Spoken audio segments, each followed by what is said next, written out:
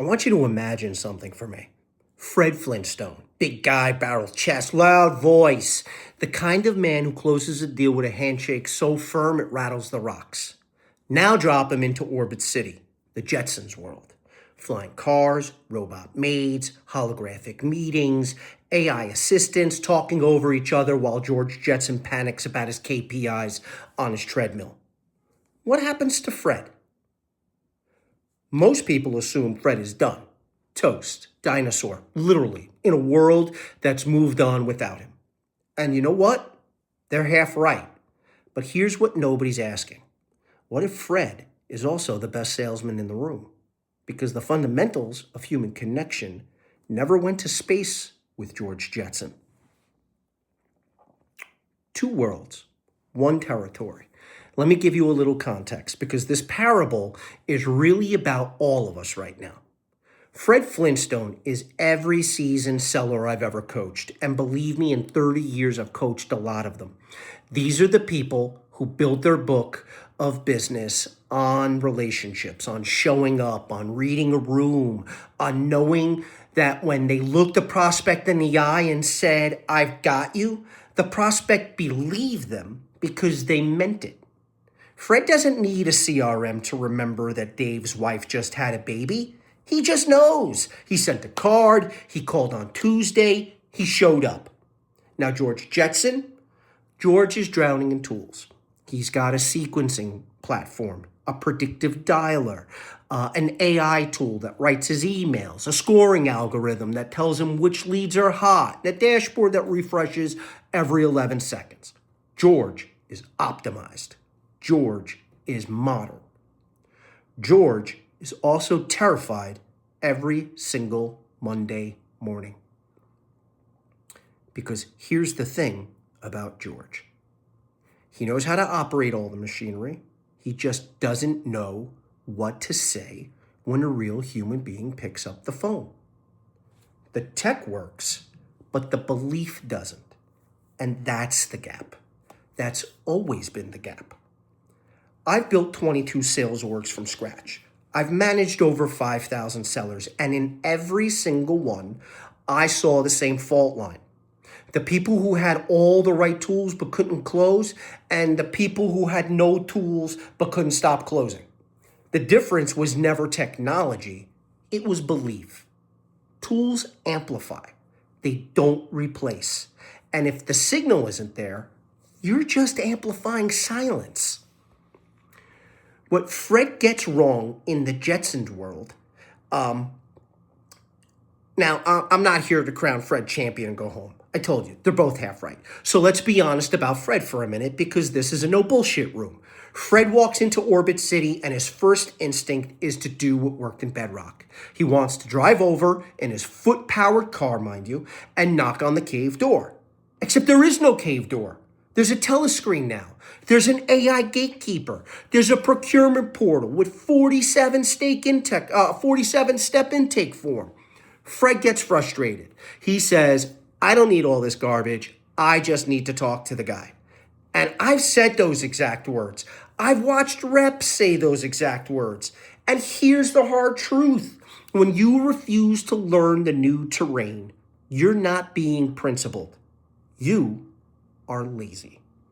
And laziness, dressed up as conviction, is just another excuse with a better spotlight.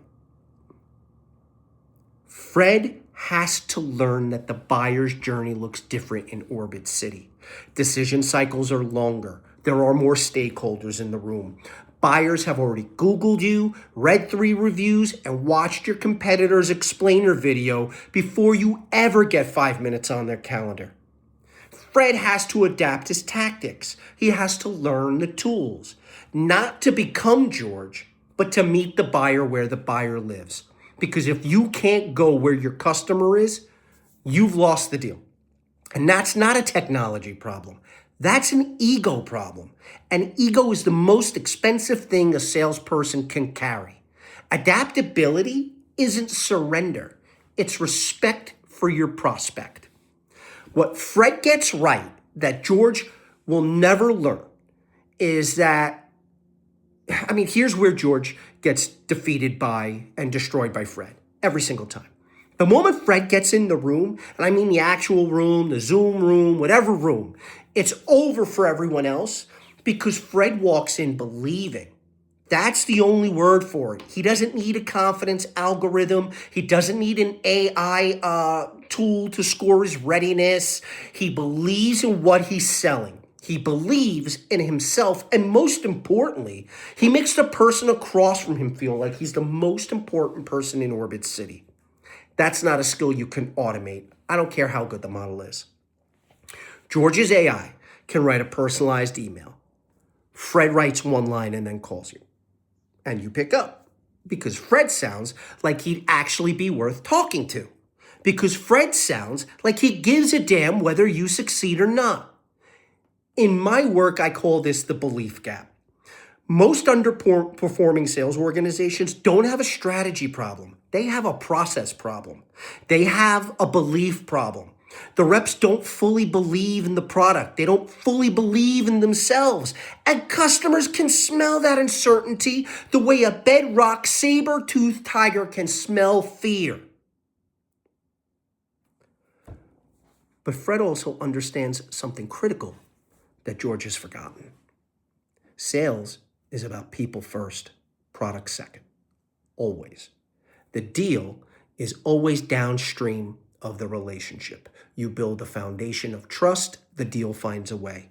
You skip that and just pitch the product, and all you've done is create a feature comparison that your competitor will always win on. George is obsessed with the sale. Fred is invested in the person.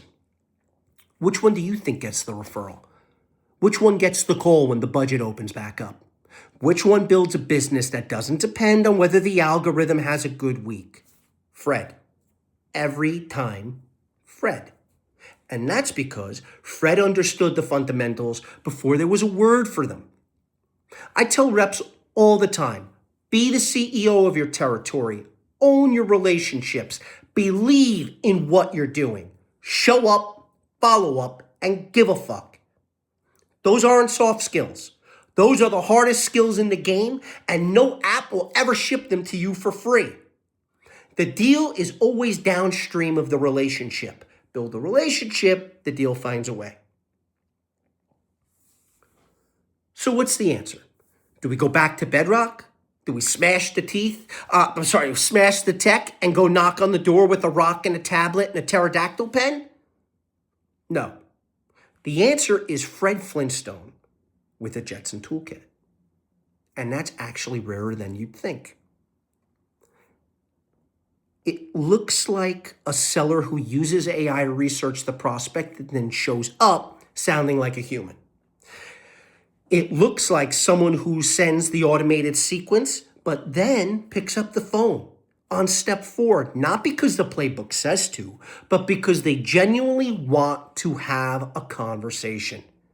It looks like a rep who uses the CRM to track the relationship and uses the relationship to build the trust that a CRM could never manufacture. The tool is the vehicle.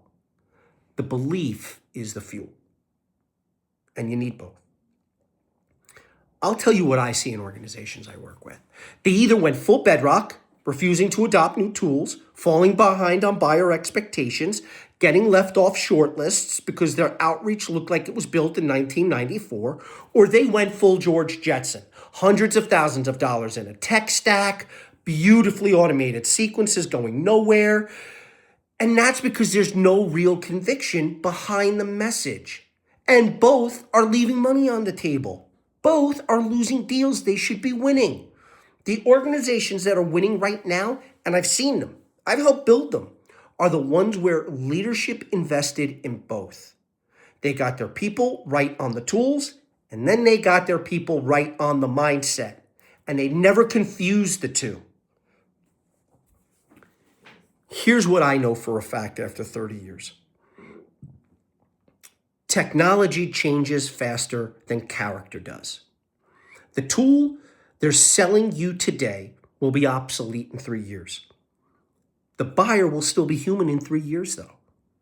The decisions will still be made by people who have to believe they can trust you. That hasn't changed since Fred was selling gravel and bedrock. It won't change when we're selling whatever comes after AI. Fundamentals don't expire. Technology changes faster than character does. You need to invest in both, but never confuse what actually closes. I want to leave you with this. Fred Flintstone would not be intimidated by the Jetsons world. He'd be curious about it. He'd learn what he needed to learn. He'd adopt the tools that helped him reach more people more efficiently. And then he'd lean across the table or the teller screen, whatever, and he'd say exactly what he's always said. Here's what I can do for you. Here's why I believe in it. And here's why you can trust me. That's the pitch. That's always been the pitch. The packaging changes.